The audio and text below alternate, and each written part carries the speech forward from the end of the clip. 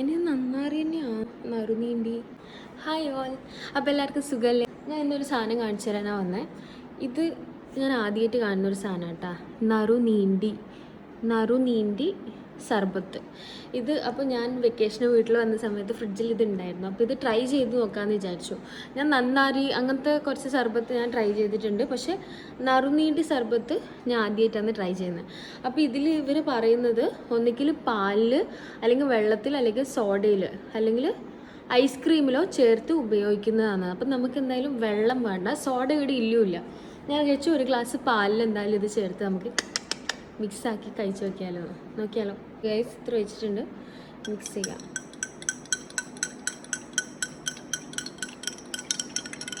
Colour മാറി orange ആയിട്ടുണ്ട് കേട്ടോ. മണം നല്ല മണം കേട്ടോ, ഇപ്പം നല്ല മണമായിട്ടുണ്ട്. കളർ എന്തായാലും ഓറഞ്ച് കളറായിട്ടുണ്ട്.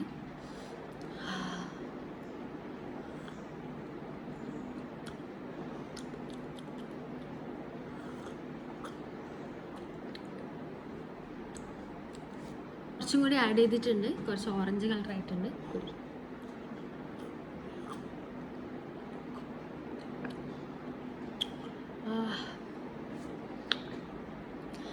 ഈ ചൂടുള്ള സമയത്ത് നല്ല തണുത്ത ഈ സാധനം കിട്ടിയിട്ടുണ്ടെങ്കിൽ നല്ല അടിപൊളിയായിരിക്കും. നമ്മൾ നല്ല വെയിലത്തെല്ലാം പോയി, നാട്ടിൽ പൊതുവെ ചൂടാണല്ലോ, വെയിലത്തെല്ലാം പോയി ഇങ്ങനെ തിരിച്ചു വന്ന് ഇതൊരു ഗ്ലാസ് തണുത്ത പാലിൽ, അല്ലെങ്കിൽ സോഡയിൽ എനിക്കറിയില്ല എങ്ങനെയായിരിക്കും, പക്ഷേ പാലിൻ്റെ കൂടെ നല്ല ടേസ്റ്റ്. നമ്മളെ ഈ അമൂലിൻ്റെ ഡ്രിങ്കല്ലോ ഇല്ലേ, ഈ മറ്റേ ബദാം ഡ്രിങ്ക്, പിസ്ത ഡ്രിങ്ക്, അമൂൽ കൂൾ, അതിൻ്റെ ഒരു ടേസ്റ്റ് ആട്ടോ, ഭയങ്കര ടേസ്റ്റ്.